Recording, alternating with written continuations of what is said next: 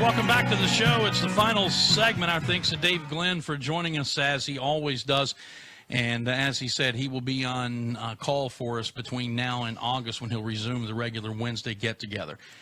Right now, though, here in studio, as those of you who are watching can see, is Adam Herendeen, who has really set himself up for one of those situations in a lot of ways where there's no place to go but down. He's in his second year as the women's tennis coach after coming over from Presbyterian. Mike Buddy's first hire. That's right. After Mike had been named the athletic director here. And all he's done in 2 years is win the Southern Conference both years and sweep the Southern Conference awards both years. You're the two-time coach of the year. You've got back-to-back players of the year and back-to-back freshmen of the year. There's only one thing left to do, my friend. What's that? Win the whole thing. That's the plan. You know, I've been telling people a lot this week, when you got great players, it makes you look like a great coach. And we have a really, really special group of girls, and we have a lot of fun doing it. And it's been a fun ride so far. When you walked into this program, obviously you walked into one with some talent, because This is the third straight year that the program has won the Southern Conference. So, but when there's a new coach and there's that transition, there are always little obstacles to overcome. Talk about that aspect of it when you first got on campus. Well, I think the biggest obstacle was we didn't have a full roster. We had 7 girls on the roster, one of which we had just added right before I got here. And so the biggest obstacle was trying to keep the whole team healthy. And we were fortunate last year that we didn't have any injuries. And so we brought in 6 new girls this year. And it's a good thing we did, because we ended up having a lot of injuries and being able to make it through it. But the biggest obstacle for us was we don't have enough players, so how are we going to train the girls in a way that they can get better and compete for a championship? Because we knew we had the talent, but we also knew one injury was going to do us in. And we played the whole season knowing that one injury could probably lead us to one of the worst years in program history. And so we were fortunate to not have that one injury. But yeah, it was definitely a challenge, that's for sure. When you come into a new situation like this, doesn't matter what sport you're coaching, you have to get to know the existing players. They have to get to know you. Sometimes that can lead to players who decide they want to move on. You were able to keep what you had, obviously, together. How did you go about building those relationships? You know, I think one of the biggest keys, in my opinion, to building a program is recruiting your current players. We think about recruiting as recruiting, you know, foreign talent for us, or the next generation of players, but we really put an emphasis on recruiting our current players and making sure that they enjoyed what we were doing. You know, it's hard work is going to be hard work, but they really, we wanted them to want to come around the tennis center. And so we did a few different things, one of which was we met with each class of players. So we met with the freshmen each week, we met with the sophomores each week. We didn't have any juniors, so we met with the seniors each week and helped them build a relationship and realize we're here to win and we want to be successful, but we care about you as people, and we want you to be successful. And so that kind of started building the relationship, obviously having them over to the house. I had a daughter that was born last February, so they take care of her a good bit. And that may be my best asset. You know, when they get mad at me because of the running or something, then they see the daughter and they go, okay, he does care about it. Just trot out the baby. That's right. That's right. She's your daughter, and she's also a prop. That's right. And she wears a lot of purple, and so people seem to like that. I love it.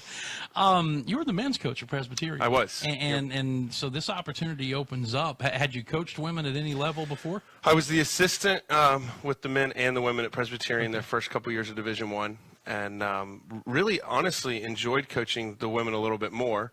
And then when the head coach left, he was the head coach of both teams, you know, they said, which program do you want? And at the time I was 23, about to turn 24, and single. And so I could tell that they wanted me to coach the men. It just made a little bit more sense. And we were fortunate to have a lot of success, but I knew at some point that I wanted to coach the women again, and we really enjoy doing it here, that's for sure. What's the biggest difference in your eyes in coaching men versus coaching women? There's definitely a lot of differences. We talk about it a lot.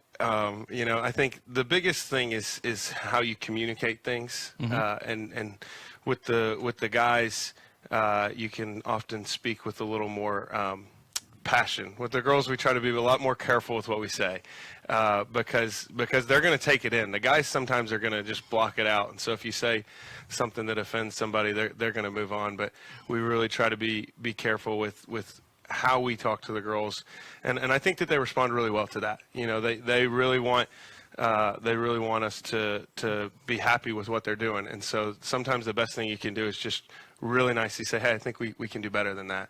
And we've had a couple experiences this year where that's happened, and the girls have really responded well. And it's an interesting dynamic, too, because I've been around a lot of women's basketball. I broadcasted that for 7 years at Clemson before I came over here to do football and men's basketball and baseball. A man in a woman's sport is sometimes a lightning rod. That right. dynamic can be sometimes very difficult. Seems like obviously it's working here. Well, we have, one of the greatest things we have is our associate head coach, Christine Johnston, who was here before I got here, is just a superstar. I mean, she's just really, really great. And she's, the first thing that I ask of an assistant is that they be loyal. You know, when things are hard, you still got to be loyal to me. But she's also really good at helping the girls understand when something hard's going on, that we're on their side, but that we're trying to push them to be better. And that's definitely been, we've worked a lot on our culture this year. So we've been fortunate to win quite a lot, but we've definitely had a lot of issues we're working through, and she's the number one reason for our success, the way the girls have been able to work through that. As our high-tech graphics board now is updated and says, that is Adam Herendeen. He's the head women's tennis coach here at Furman, and is coaching a team that's won its last 16 consecutive matches, 18 of the last 19, and have a heck of a lot of momentum going into the NCAAs now, coming off of sweeping through another Southern Conference championship. That's right. I don't think anybody, we're going to talk, we have our first meeting after the tournament today, and I'm going to tell the girls, I don't think anybody in the country wants to play us. We're going to be really close whether we play, they seed tennis 1 through 4 instead of 1 through 16 like basketball. So the top 16 teams in the country are all a 1 seed and they host. So we got a chance to get a 3 seed, which would mean you'd play a neutral site match against a team that's 17 to 32 in the country, who we've competed really well with those teams. But when you've won as many in a row as we have, we've won even more doubles points in a row than that. I think we've won 42 of our last 43 doubles matches. So I wouldn't want to see the Paladins come up on that scoreboard on Tuesday when we do the selection show, that's for sure. Is tennis like, say, basketball or baseball? And by that I mean you win the conference championship over the weekend, and now you're going to have an extended break before the NCAAs begin. You won't even find out your destination until this coming Tuesday. Right.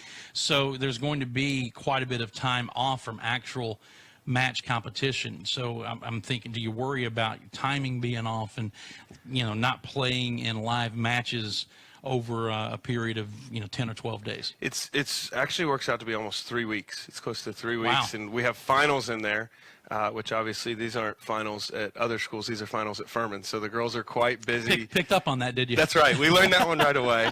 And but our girls do an awesome job of handling it. But so we're going to focus a lot this week on just the fitness and the strength training, and give the girls a little bit of rest from the tennis. Their elbows and shoulders and wrists all get banged up during the year. Mm-hmm. So we'll focus on the fitness a little bit. Today we're going to play some ultimate frisbee, just have some fun and get some fitness in, and then we'll start hitting more the next week. And well, we're fortunate. We have a really strong team, obviously, and so practice is quite competitive. And so we feel we can create a very much like a match-like situation in practice. Whereas other times, even maybe last year, that was harder to create because we didn't have as much parity on the team. But we are fortunate to have a lot of good players, which is obviously why we've been successful. But we feel we can make practice feel like a match as well. So any coach will tell you that competition in practice makes for better performances in games, because nobody can rest on an assurance that they have a spot. They're That's always right. being pushed by somebody. In the world of tennis, just talk about that competition Sure. in practice and how you work your way into playing in in a match where the scoring counts, as opposed to having to watch your teammates on the sideline? Yeah, I mean, I think it's even more important in tennis. For those that were at the match on Sunday, the points that we were playing against East Tennessee State, it's just so much.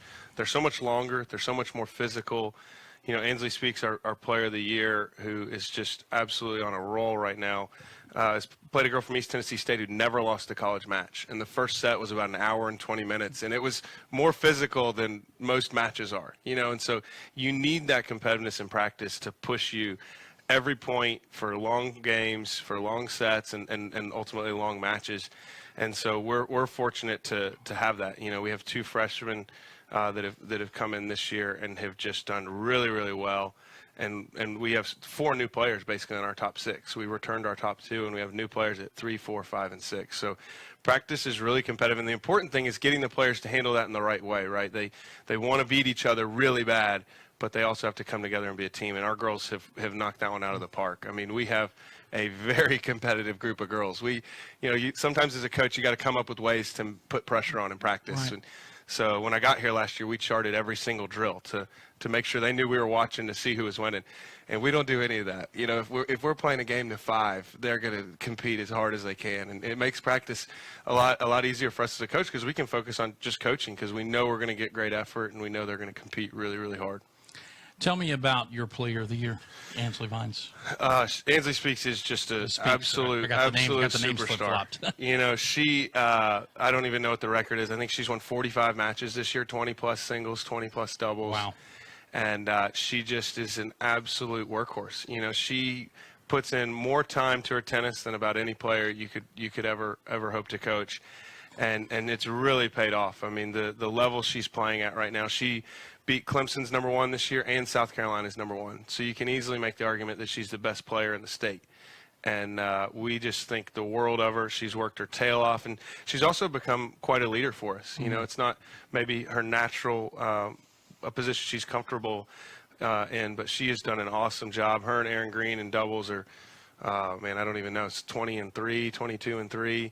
Lost track. They just keep winning so much. But obviously she's a senior, so we're going to really, really miss her next year. But we're fortunate to get a couple more weeks and see what we can do. Anytime you have a player like that, no team wants to see you come up on the board, because they know you can beat them at the top of the lineup, and then at the bottom it's just going to be a battle anyway. And so that makes us quite scary. Yeah, and for a new coach coming in, it's nice to inherit a player like that, right? Yeah, and it's not just the talent you get with Ansley. It's the total package. She's an unbelievable student. She got the Pinnacle Award from the Southern Conference, which is the highest GPA, and she just came in and you know, she had some injuries this year, and she's had some setbacks and hasn't been all perfect, but man, she's just a great kid, and that's what makes it even more special. All right, so what about your freshman of the year, Danny Vines?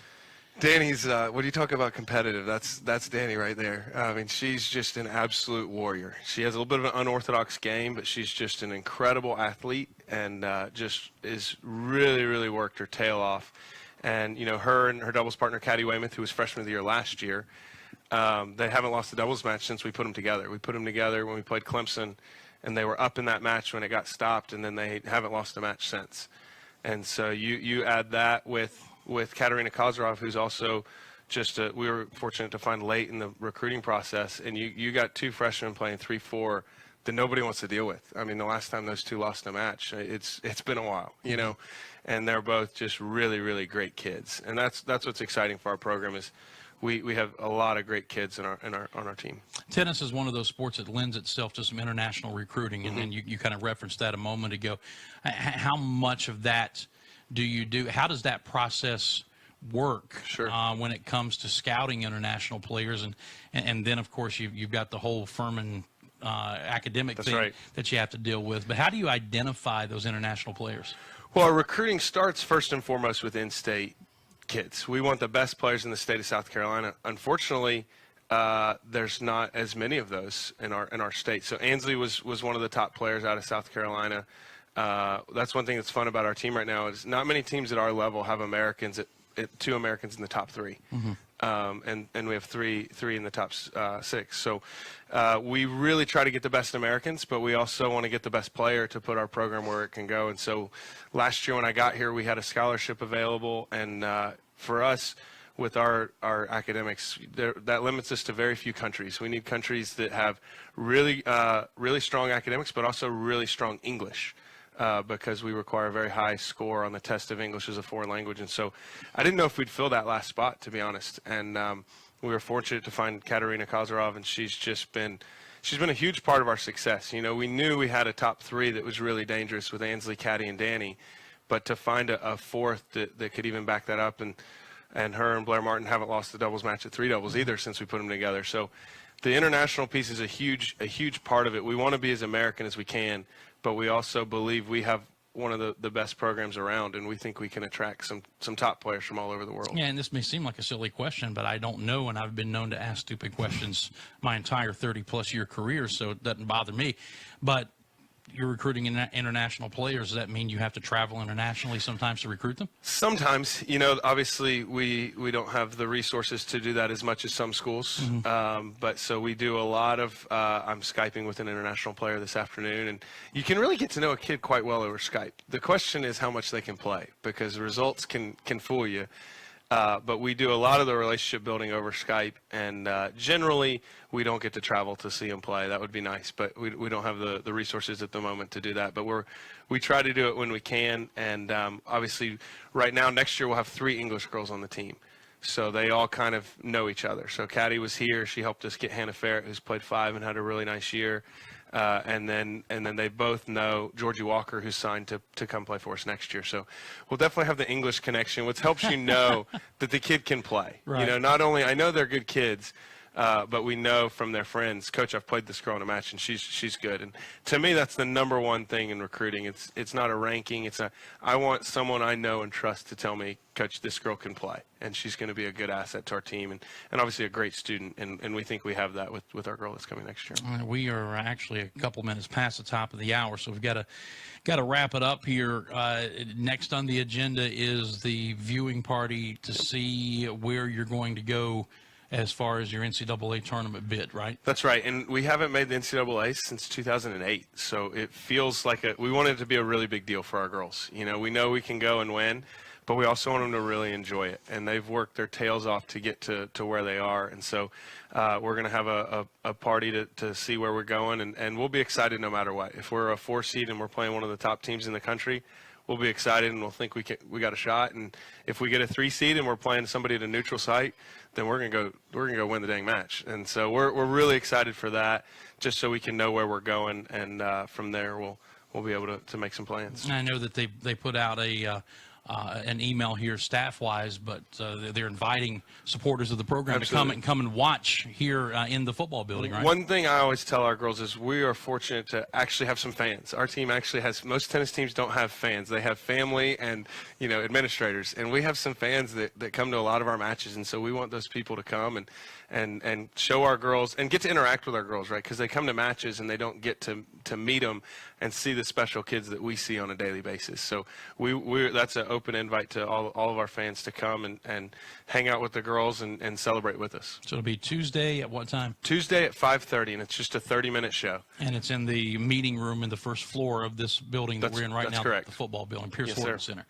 Well, listen, man, I am so glad that you were able to find some time to come and chat with us, and looking forward to doing it again, and maybe we'll be talking about a nice, deep NCAA tournament run. We'd love that. That's for sure. Be good, wouldn't it? Adam, Awesome. thank you, buddy. Thanks so much. That's Adam Herendeen, and that is going to wrap up today's program. Thank you so much for tuning in. I will be most likely out tomorrow, definitely out Friday, going back home to West Virginia for the funeral of my late uncle who passed away yesterday.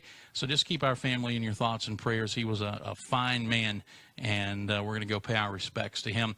But we'll be back in time for Furman baseball on Friday afternoon. Furman baseball tonight at Gardner Webb. Broadcast begins at 6:45, first pitch at 7.